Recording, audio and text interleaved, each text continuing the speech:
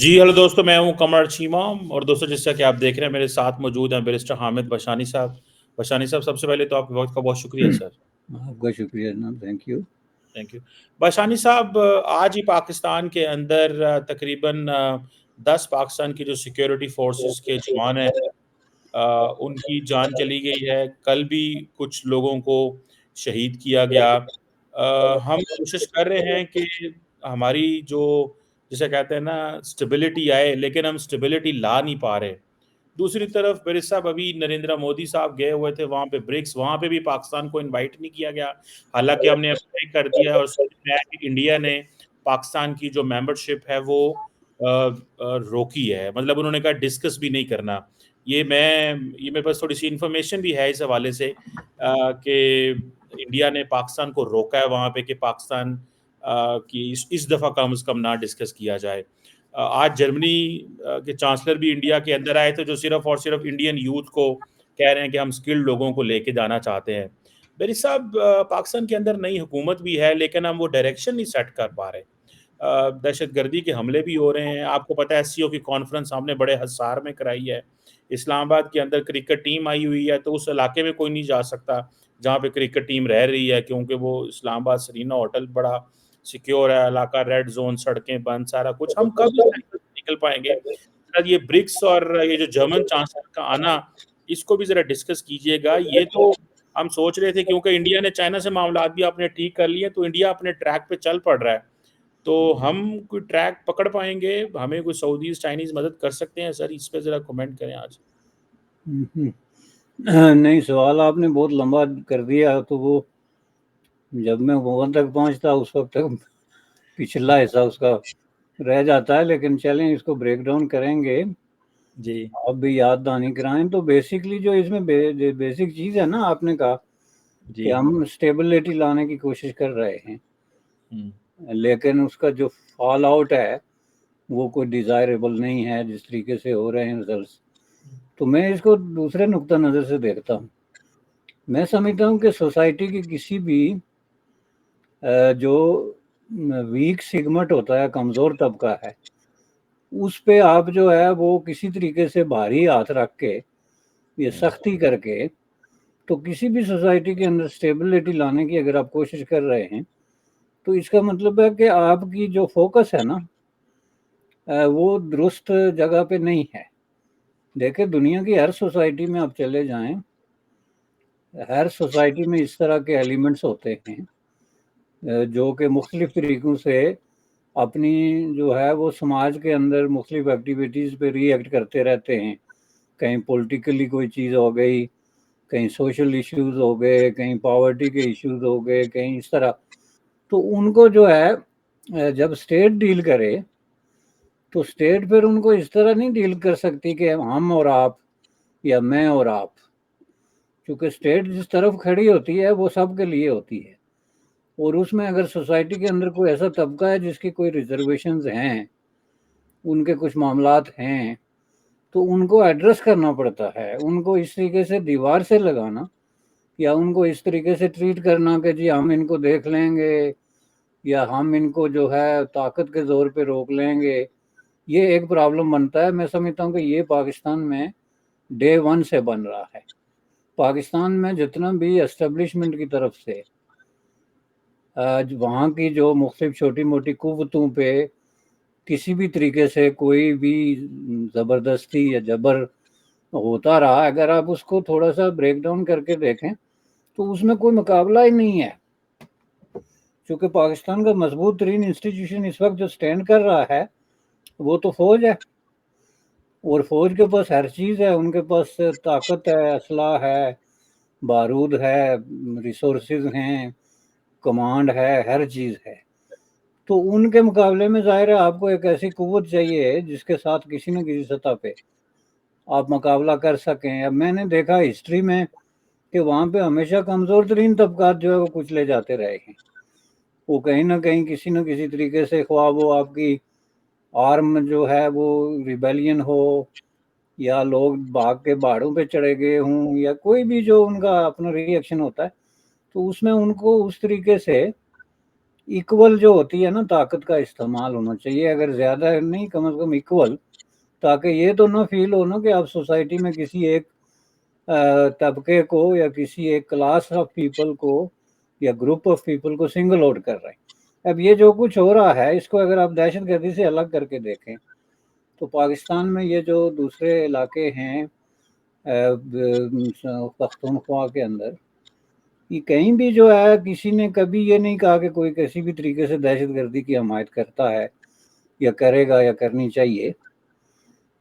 मुख्तलिफ तरीक़ों से चलें, उन्होंने बातें की होंगी कि चलें जी यहाँ पे ज़्यादा जुल्म हो गया, वहाँ कम हो गया, वहाँ हो गया, लेकिन इसको उसके साथ जोड़ के तो फिर उनको इस तरीके से जो है वो क्रश करने का जो अमल है वो जब आप करेंगे तो ज़ाहिर है आपको स्टेट की ताकत लगानी पड़ेगी। स्टेट की ताकत लगाएंगे तो आपको जो कॉन्स्टिट्यूशन ऑफ है कंट्री का उसको इम्प्लीमेंट करना पड़ेगा fully by letter and spirit. उसी तरीके से आपको फोर्स का इस्तेमाल करना पड़ेगा और उसी तरीके से आखिर में आप साबित क्या करेंगे कि ये लोग ठीक नहीं है, हालांकि वो पहले से वही बात कर रहे हैं कि भाई हम ठीक हैं, हमारे ये मुतालबात हैं, आप इन पे बात करें, हम बैठ के बात कर सकते हैं। अब ये बात सिर्फ एक सिगमेंट है जिस पे अप्लाई नहीं होती और वो है तालिबान, और उसकी वजह यह है कि तालिबान के पीछे वहाँ की जो दहशतगर्द फोर्सेस बैठी हुई हैं और इस तरह के स्टेक होल्डर बैठे हुए जिनका स्टेक ही यही है कि वो इस हालात में जो है वो किसी न किसी तरीके से उनको अपने मकसद के लिए इस्तेमाल करें। ख्वाह वो आप कहीं से किसी की कुव्वत को बैरूनी या अंदरूनी को ले लें, या अफगानिस्तान के अंदर जो बैठा हुआ रजीम है मेरे नज़दीक उसका इंटरेस्ट भी किसी तरीके से इससे कम नहीं है कि वो उन लोगों को पाकिस्तान के ख़िलाफ़ या अपने मकासद के लिए इसे इस्तेमाल करे। तो इसको अगर आप देखें तो मैं समझता हूँ कि आप स्टेबिलिटी लाने की कोशिश में बेशक समझ रहे हैं कि कर रहे होंगे, लेकिन हिस्ट्री में जो एलीट क्लास से हमेशा ये गलती होती रही है कि वो ये समझते रहे कि जी हम जो है ना वो सूरत हाल में कोई पॉजिटिव तब्दीली ला रहे हैं, जबकि होता ऐसे नहीं है, होता उसके उलट है। और यही वजह है कि आपने तारीख में बार बार जो है वो ठोकरें खाई हैं। आपके जितने इस तरह के इश्यूज हैं जहाँ आपका टकराव हुआ, तसादम हुआ वो बांग्लादेश में हुआ हो बिफोर लिबरेशन, या खुद पख्तूनख्वा में जो मुख्तलिफ किस्म की लड़ाइयाँ आपने लड़ी, और पुरानी लड़ाइयाँ हैं 47 से पहले की हैं, 47 के बाद की भी हैं, बाज़ औक़ात ये पीक पे भी गई हैं। उसमें हर लड़ाई में आखिर में जाके यही होता रहा कि अनऑफिशियली आपका जो इंटेलेक्चुअल है, पॉलिसी मेकर है, आइडियालॉग है, उसने तस्लीम किया कि यार ये पॉलिसी हमारी गलत थी, और बार बार तस्लीम किया। अगर एक बार भी ये कहते कि सही थी तो बात हो सकती है, आप मुझे जस्टिफाई करा के दें, जनरल ज़िया की पॉलिसी से पीछे जाके कहीं से लेके आ जाएं, तो एक दफ़ा भी आप जस्टिफाई नहीं कर सकते कि जी फॉर एग्जांपल जब बादशाह खान चले गए थे जिला वतन होके अफगानिस्तान में, अजमल खटक चले गए थे, मैरी चले गए थे, ये लोग वहाँ जाके जो है बैठ गए थे, तो हमने जो है वो कोई ऐसा कदम किया है, को उठाया हो जो कि इनको फैसिलिटेट करने के लिए हो। तो ये चीज़ें अगर आप इसको जोड़ के पूरा जो देखें तो मुझे लगता है कि इसमें जो एस्टेब्लिशमेंट है उसको बहुत बड़ी नज़रसानी की ज़रूरत है, जिसमें कि वो चीज़ों को दोबारा देखें, और इसमें सोसाइटी के अंदर इस तरह की जो चीज़ें हैं कि आप लोगों को उनके फंडामेंटल राइट्स भी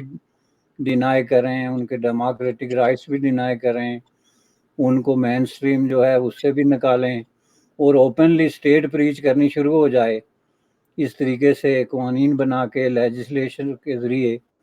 कि ये लोग ठीक नहीं हैं। तो मैं समझता हूँ कि ये अपने लोगों के ख़िलाफ़ एक जबर का नाजायज़ इस्तेमाल है जो नहीं होना चाहिए। मेरी साहब, ये जो भारत पाकिस्तान की मेंबरशिप ब्रिक्स में रोकना चाहता है, what is the logic behind this? कई लोग कहते हैं कि जी ओआईसी की वजह से रोकना चाहता है। इंडिया को क्या इससे मिलेगा कि अगर पाकिस्तान की मेंबरशिप रोकी जाती है, जब 10-13 मुल्कों को जो है वो इंडिया ने और बाकी ममालिक ने पार्टनर कंट्रीज मिला है, ठीक है? इवन रशियंस भी ये कहते हैं कि इसके पीछे इंडिया ने कंसेंसस ही नहीं पैदा किया, क्योंकि वो फाउंडिंग मेंबर है, वो नहीं चाहता कि पाकिस्तान आए। इंडिया एट टाइम्स कई लोगों का कहना ये है कि इतना बड़ा प्लेयर बनना चाहता है, लेकिन कई दफ़ा बड़ी छोटी-छोटी चीज़ें करता है। What do you make of that, buried साहब? دیکھیں جی، پہلی بات یہ ہے کہ برک ایک بہت بڑا فورم ہے، اور اگر آپ اس کو اس وقت کمپیئر کر کے دیکھیں تو جو بڑے بڑے فورم ہیں دنیا میں 2-3، ان میں سے ایک ہے، اور پوٹینشل کے حساب سے تو کہیں زیادہ ہے۔ اس کی وجہ جو ان لوگوں کے پاس ریسورسز ہیں، پاپولیشن ہے، جو فیوچر کے جو ان کی پلاننگ ہے، اس سب کو اگر آپ سامنے رکھ کے دیکھیں تو برک جو ہے is going to be a huge thing in couple of years, اور اس میں اس کو کوئی روک نہیں سکتا۔ اور اس طرح کے جتنے فورمز کوئی ملک بناتا ہے تو ڈیفینیٹلی اس کو کوئی لیڈ کرتا ہے اپنے مقاصد کے لیے، ورنہ کسی کو کیا ضرورت ہے کہ آپ کوئی اپنا پروجیکٹ جو ہے اس کو چھوڑ کے تو اس طرح کے کاموں میں لگ جائیں۔ ظاہر ہے اس کے اندر آپ کی بہت ہی کیلکولیٹڈ قسم کی جو ہے وہ ہوتی ہے کہ ہم نے یہ کرنا ہے اور کیا نہیں کرنا۔ اب اس کیس میں یہ میں نے پہلے بھی عرض کیا تھا کہ پاکستان جب اس طرح کی کسی چیز میں انٹر ہوتا ہے تو وہ entry it self India challenge کرتا ہے بائی ڈیفالٹ اس طریقے سے کہ وہ کہتے ہیں جی کہ پاکستان کی نیت ہی ٹھیک نہیں ہے۔ میں اسٹیٹمنٹ انڈیا کی دے رہا ہوں کہ انڈیا کا اس پہ موقف کیا ہے کہ وہ ہمیں جوائن کرنے کے لیے نہیں آ رہا ہے کہ انہیں کوئی تعمیر و ترقی سے یا کوئی اس جو ہے وہ فورم سے دلچسپی ہے، بلکہ وہ سبوٹائزنگ ایکٹیویٹی ہے، اور ایک طرح کا ان کا منصوبہ ہے کہ ہمیں کسی طریقے سے ڈسٹرب کیا جائے۔ تو یہ تو فورم ہم بنا رہے ہیں تاکہ ہم کوئی آگے نکلیں، بجائے اس کے کہ ہم یہیں بیٹھ کے پھر لڑنا شروع ہو جائیں۔ اب اس کے لیے اگر آپ ان کے ساتھ آرگیو کریں تو وہ 10 مثالیں لے کے بٹھا دیں گے کہ یہ دیکھیں جی یہ سارک جو ہے کس نے بنایا تھا، اس میں ہمارا کنٹریبیوشن کتنا تھا، اس کو کس طریقے سے جو ہے وہ روکا گیا، یہ جو ہے گلوبل ساؤتھ کا ایشو ہے یہ کس نے اٹھایا تھا، کس طریقے سے ہم نے منظم کیا، پاکستان نے اس میں کیسے اس کو تار پیڑو کرنے کی کوشش کی، یہ جی فلان جو ساؤتھ ایسٹ ایشین بے شمار ایسے جو فورمز ہیں، اور ان میں یہ چیز وہ کلیئرلی اس کو کہتے ہیں کہ یہ وجہ ہے جس وجہ سے ہم پاکستان کو اگر کوئی اس طرح کی دیتے بھی ہیں ان جو ہے انٹرنس کسی طریقے سے، تو وہ لمیٹڈ ہونی چاہیے تاکہ ہم اپنے معاملات میں جو ہے وہ ڈسٹرب نہ ہوں۔ تیسری بات جو اس میں امپورٹنٹ ہے میں سمجھتا ہوں کہ پاکستان کے لیے، کہ ان کو بھی دیکھنا چاہیے کہ بھائی آپ ایک فورم پہ جا رہے ہیں، اور ایک ایسے فورم پہ جا رہے ہیں جہاں پہلے سے کچھ ملک بیٹھے ہوئے ہیں اور بڑی مضبوطی سے جو ہے وہ قدم جما کے بیٹھے ہوئے ہیں، تو آپ وہاں پہ جا رہے ہیں تو آپ اپنا کوئی سنگل پوائنٹ ایجنڈا لے کے نہیں جا سکتے۔ آپ وہاں پہ جائیں ان کے ایجنڈے کے ساتھ کسی نہ کسی طریقے سے کوئی میچنگ قسم کا جو ہے ہونا چاہیے، تاکہ وہاں بھی آپ کو ویلکم کیا جائے اور دیکھا جائے کہ آپ ایک پازیٹیو مائنڈ کے ساتھ جو ہے وہ آ رہے ہیں، تو تب جا کے بات بنتی ہے۔ ادروائز یہ تو پرابلم تو ہے، ان کے لیے اعتراض کی میں سمجھتا ہوں کہ پھر گنجائش تو پیدا ہوتی ہے۔ صاحب اس میں آپ سے ایک کاؤنٹر کویشچن کرنا چاہتا ہوں۔ دیکھیں وہ کیونکہ دیکھیں پھر وہ ایس سی او میں کیوں آئے، ایک بات ایک پوائنٹ تو یہ ہے نا، انڈیا ایس سی او میں بھی آیا ہے۔ دوسری بات یہ ہے کہ پاکستان نے ایس سی او میں کشمیر کو ڈسکس نہیں کیا، حالانکہ بائی لیٹرل مسئلہ ہے، کوئی سٹیٹمنٹ ایسی نہیں کی، ایون کہ پرائم منسٹر نے نام بھی نہیں لیا، کیونکہ ہم ریسپیکٹ کرنا چاہتے ہیں اینٹی آف دا فورم۔ تو جب ہم اتنی اس کی جو سائنٹٹی کو سمجھتے ہیں کہ ایس سی او جیسے پلیٹ فارم میں ہم نے نہیں کیا کشمیر کو ڈسکس کیا، کیونکہ ہم سمجھتے ہیں کہ یہ بائی لیٹرل ایجنڈا ہے، اس کو ہم ڈسکس کرتے رہیں گے دنیا کے اور فورم سے، لیکن آج نہیں کرنا، کیونکہ آج وہی ڈسکس کرنا ہے جس کے لیے ہم اکٹھے ہوئے ہیں۔ تو اس میں تو یہ کوئی چیز نہیں ہے۔ اور دوسرا برج صاحب آپ کو نہیں لگتا کہ اور چائنا کے 25,000 اپنے مسئلے، جب وہ اس طرح کے فورم سے بیٹھ کے ایک دوسرے کے ساتھ بائی لیٹرل مسئلے ڈسکس نہیں کرتے تو پاکستان کیوں کرے گا؟ تو آپ کو نہیں لگتا کہ انڈیا ضد میں آ گیا ہے کہ نہیں یہ ہم نے نیچا دکھانا ہے؟ یہ پاکستانی سمجھتے ہیں، جیسے آپ بات کر رہے ہیں نا، پاکستانی یہ سمجھتے ہیں کہ یہ ہمیں نیچا دکھانا چاہتے ہیں ہر جگہ، اور بتانا چاہتے ہیں کہ جو 1947 میں پاکستانیوں نے فیصلہ لیا ہے وہ غلط فیصلہ لیا ہے۔ This is what Pakistani believe and this is what section of India کی جو the people who are at the helm of the affairs they believe کہ ہمیں یہ کرنا چاہیے۔ کیوں یہ تاثر دینا چاہتے ہیں، کیوں بتانا چاہتے ہیں کہ پاکستان 1947 میں غلط فیصلہ لیا؟ یہ کوشچن تو ہے نا، مطلب میں نے آپ کو لاجک دی ہے، چائنا والی لاجک دی ہے آپ کو، ایس سی او والی، اس میں تو کچھ نہیں کبھی ڈسکس ہوا ہم نے بائی لیٹرل، تو انڈیا کیوں نہیں، یہ بہت بڑا کوشچن ہے اور لاجیکل ہے، اس میں قطعاً کسی چیز کی جو ہے وہ شک نہیں ہے، نہ ہی اس حوالے سے کوئی اعتراض کرتا ہے، لیکن میں سمجھتا ہوں کہ جس طریقے سے انڈیا اس کو لے رہا ہے، دیکھیں وہ بڑا ایک کلیئر قسم کا مسئلہ ہے، چونکہ جیسا کہ آپ کسی ملک کی انٹینشن پہ ہی اعتراض کریں، چونکہ پاکستان کا جس حساب سے اس میں انٹر ہونے کی بنیادی جو وجہ رہی ہے، جو بنیادی وہ رہا ہے، وہ میں نے جیسا کہ کہا کہ اس طریقے سے نہیں کہ یہ ایک بڑا فورم ہے تو اس پہ پہلے سے اتنی قوتیں بیٹھی ہوئی ہیں اور ہم جا کے ان کے ریسورسز کو شیئر کرتے ہیں اور اس میں اپنا کنٹریبیوشن دیتے ہیں، شراکت داری کی بات کرتے ہیں۔ اس کے بجائے وہ اپنے ایجنڈوں کے حوالے سے جو پاکستان کا تاثر پڑتا ہے وہ اس طرح نہیں پڑتا جس طرح چین اور انڈیا کا ہے۔ اس میں آپ ایک بات یاد رکھیں کہ چین اور انڈیا جو ہے وہ گلوبل سکیل پہ اس وقت جو ورلڈ آرڈر ہے اس پہ ان کا ایک کمپرومائز ہے ایک سطح پہ۔ میں آپ کو بتا دوں کہ وہ کمپرومائز کیا ہے کہ وہ اپنا حصہ جانتے ہیں کہ کہاں کہاں پہ ہے اور ہم نے کس طرح لینا ہے۔ پاکستان ابھی تک انڈیسائیڈڈ ہے اور اس معاملے میں ٹوٹلی انڈیفائن، کہ آپ پاکستان کے کسی بڑے سے بڑے بھی ماہر کو بٹھا کے پوچھیں کہ یہ جو گلوبل گروپنگز ہیں، یہ فورمز ہیں، یہ جو کیٹیگریز بن رہی ہیں، اس میں آپ کا انفیکٹ انٹرسٹ کیا ہے؟ ایون بریک کا آپ ذرا ہمیں ڈیفائن کر کے بتائیں، why you want to go. آپ جو ہے آپ کو اپنے معاملات، آپ کو تو 2 کلومیٹر پختونخوا نہیں سنبھالا جاتا راول پنڈی سے آگے، تو آپ یہاں سے جا کے برازیل اور رشیا اور پتہ نہیں کہاں کہاں کیا کریں گے؟ پہلے آپ تو یہ بتائیں، آپ کے ملک میں 60% مارکیٹ، جو یہ مارکیٹ کی باتیں ہو رہی ہیں، وہ ٹوٹلی انڈر گراؤنڈ انلیگل کلانڈسٹائن پتہ نہیں کیا کیا ہے، انڈر دی ٹیبل۔ آپ کا 80% جو ہے آدمی جو اس کو ٹیکس پیئر ہونا چاہیے وہ ٹیکس بریکٹ سے باہر ہے۔ اس کے لیے تو ایک لمبی لائن کوئی 200 صفحات کی آ سکتی ہے، تو ان کی طرف آپ کی نظر جاتی نہیں۔ تو آپ جا کے انٹرنیشنل اکانومیز کو جہاں اتنے اسٹرکٹ قسم کے قوانین ہیں، ٹیکسز کے، ٹریڈ کے، انویسٹمنٹ کے، کوآپریشن کے، اس میں جا کے آپ ٹانگ اڑانا چاہتے ہیں، اور وہ بھی ٹانگ اڑانا نہیں بلکہ آپ اس حد تک کہ ہمیں اس میں کوئی لیڈنگ رول جو ہے وہ دے دیا جائے، تو اس حساب سے تو انہوں نے اپوز کرنا ہے۔ میں نے کہا کہ یہ جو چائنا اور انڈیا کے درمیان ایک انٹرنیشنل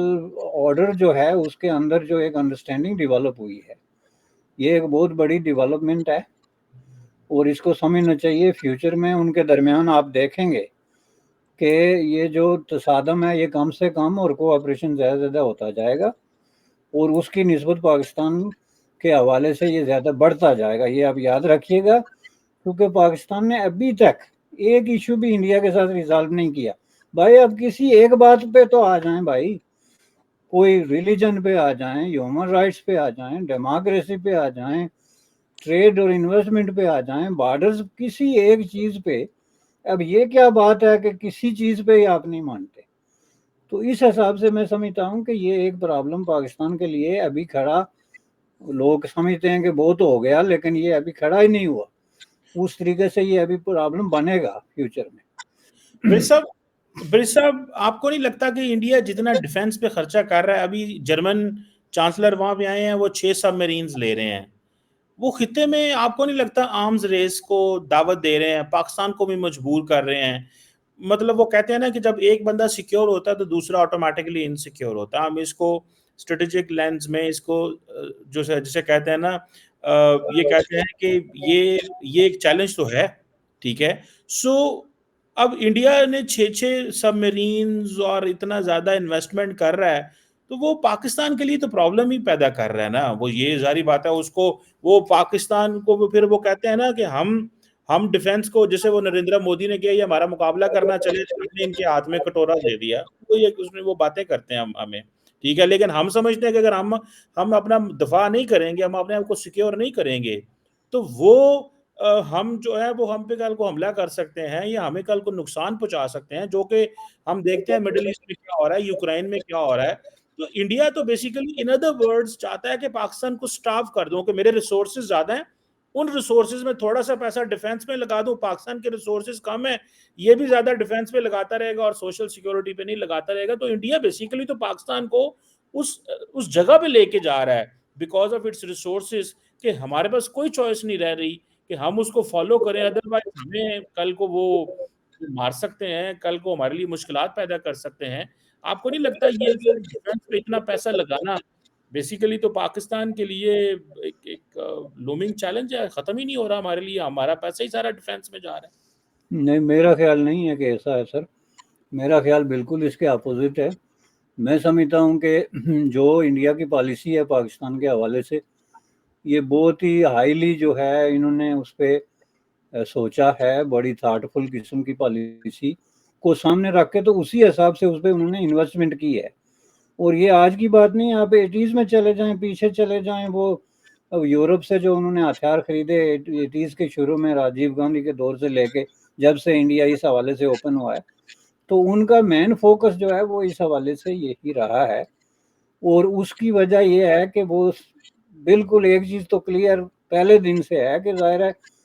انڈیا آپ سے بہت بڑا ہے، اور کتنے گنا بڑا ہے آپ خود کیلکولیٹ کر دیں،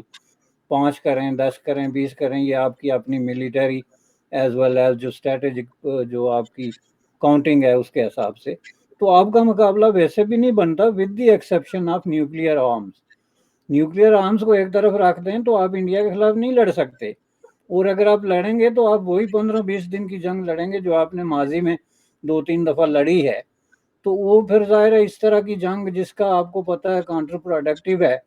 اور آپ کو 20 سال 40 سال پیچھے لے جا رہی ہے، اور آپ کو کسی طرح کی فتح اور شکست کے جو وہ رجحانات ہوتے ہیں اس سے دور رکھ رہی ہے، تو وہ جنگ تو کوئی عقل مند شخص یا قوم یا کوئی ریاست جو ہے وہ لڑنے سے رہی۔ تو اس کو سامنے رکھتے ہوئے انڈیا آلریڈی آپ سے بہت بڑا ملک ہے، زیادہ طاقتور ہے، اس کے اندر زیادہ پوٹینشیل ہے، اور سب سے بڑی بات یہ ہے کہ جو ہوا چل رہی ہے وہ اس کے حق میں چل رہی ہے۔ وہ جس کو کہتے ہیں نا، وہ اب اقبال کی زبان میں کہوں گا تو آپ ناراض ہوں گے کہ یہ تو چلتی ہے تجھے اونچا ہونے کے لیے، پتہ نہیں اقبال کا شعر ہے کس کا ہے، تو وہ اس حساب سے اگر دیکھیں گے تو بہت زیادہ ہے پھر۔ تو اس میں جب آپ پہنچ نہیں سکتے تو آپ اس کے پیچھے گھسیٹنے کے بجائے چلیں، چین کے ساتھ ان کا ایک مقابلہ بن رہا ہے تو کوئی کسی سطح پہ بن رہا ہے۔ پاکستان انڈیا کا یہ آرم ریس کے اندر آپ پوری کام کو کنگال کر کے ان کا خون چوس کے ان کو سڑکوں پہ پھینک دیں تو وہ پھر بھی انڈیا کا مقابلہ نہیں کر سکتے، چونکہ انڈیا اس سے بہت آگے نکل گیا ہے۔ جو اس کے پاس ریسورسز ہیں جو وہ ایزیلی سپینڈ کر سکتا ہے اور پھر بھی سسٹین کر سکتا ہے، جبکہ آپ ایسا کریں گے تو آپ کے لیے کانٹر پروڈکٹیو ہوگا، اور اس کا فال آؤٹ جو ہے اس کو آپ برداشت نہیں کر سکیں گے۔ تو آپ پھر کس چیز کے پیچھے پڑے ہوئے ہیں؟ آپ مجھے یہ بتائیں کہ دنیا میں کیا یہ واحد راستہ ہے کہ آپ کسی کام یا قومیت یا ریاست کو صرف بندوق کے زور پہ جو ہے وہ روک سکتے ہیں؟ میں سمجھتا ہوں کہ یہ سب سے ناقص قسم کا راستہ ہے۔ دنیا کی سب سے طاقتور ترین جو ریاست اس وقت اس گلوب پہ ہمارے سامنے ہم وٹنس کر رہے ہیں وہ یونائٹڈ اسٹیٹ آف امریکہ ہے۔ تو آپ مجھے یہ بتائیں کہ یونائٹڈ اسٹیٹ آف امریکہ نے طاقت کا بے تحاشا استعمال کیا ہوگا لاطین امریکہ سے لے کے تو کہاں کہاں تک، لیکن کہیں بھی آپ یہ ثابت نہیں کر سکتے کہ اس کی جو ٹوٹل جیت ہے یا اس کی جو وننگ پوزیشن اگر کہیں آئی بھی ہے، پہلی بات ہے جو آئی آپ کے سامنے ہے، اس کے پیچھے اس کی کوئی جو ہے وہ آرم سپیریئرٹی یا اس طرح کی چیز تھی۔ اس کے ساتھ دیگر چیزیں آپ کیوں نہیں گنتے؟ ان کی ٹیکنالوجی کیوں نہیں دیکھتے؟ ان کی آپ جو ہے وہ علم اور شعور اور سائنس اور یہ ڈیجیٹل اور یہ دنیا جہاں گئی ہے اس کے پیچھے جو انہوں نے وہ کیوں نہیں دیکھتے؟ بھائی دنیا میں اور بہت بڑے طریقے ہیں، اور ہر کام کو ہر جو ہے ریاست کو اپنی اپنی اوقات نسل کے مطابق اپنی اپنی جو قوت ہے اس کے مطابق جو ہے وہ کرنا چاہیے کہ ہمارے پاس اتنی طاقت ہے تو ہم اسی طریقے سے جو ہے دوسروں کا مقابلہ کر سکتے ہیں۔ اب یہ نہیں ہے کہ ہمارے پاس طاقت تو ہے ہی نہیں لیکن ہم جو ہے وہ جا کے گلے پڑ جائیں بڑی سے بڑی طاقتوں کے اور کہیں کہ ان کو بچھاڑ کے چھوڑیں گے، تو یہ بھی پاسبل تو نہیں ہے نا۔ بالکل بات تو صحیح ہے برس صاحب، یہ اب ہم سمجھتے ہیں کہ بھارت کا ڈیفنس پہ پیسہ لگانا بیسیکلی ہمیں مجبور کرنا ہے کہ ہم اپنے آپ کو سیکیور کریں، نہیں سیکیور کریں گے تو ہمیں اس کارنر میں لے جائیں گے کہ جہاں پہ ہمارے لیے مشکل پیدا ہوگی۔ لیکن وہ پھر یہ ہے کہ چھوٹی چادر، وہ کیا برس صاحب ہمارا محاورہ ہے نا، چادر دیکھ کے پاؤں پھیلائیں، ادھر سے چادر کھینچتے ہیں تو ادھر سے کم ہو جاتی ہے، ادھر کرتے ہیں تو ادھر سے کم ہو جاتی ہے، تو ظاہری بات ہے ریسورسز ہی بڑھانے پڑیں گے۔ چھوٹا ملک ہیں جیسے ہیں بے شک otherwise we won't be able in a position کہ اپنے آپ کو پراپرلی ڈیفینڈ کریں۔ Thank you very much, Barrister Ahmed Bashani Saab, sir. It's always thank you very نام، تھینک یو، آپ کا شکریہ.